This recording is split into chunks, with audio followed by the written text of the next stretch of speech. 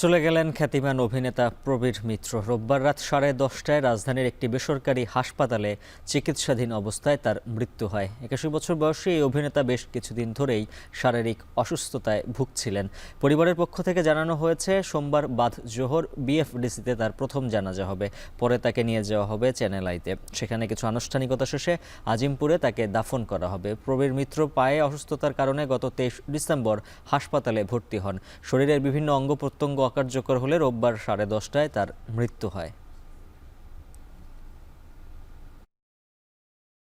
কি যে স্নেহ করতেন, কি যে ভালোবাসতেন। বাবার পরে যদি তার ভালোবাসা পেয়ে থাকি, স্নেহ পেয়ে থাকি, সেটা আনোয়ার হোসেন, তারপরে প্রবীণ মিত্র। বাদ জোহর অনুষ্ঠিত হবে এবং ওখান থেকে আমরা চ্যানেল আইতে একটা বোধহয় অনুষ্ঠান হবে। ওখান থেকে তারপরে আমরা আজিমপুর কবরস্থানে ওনাকে দাফন করব।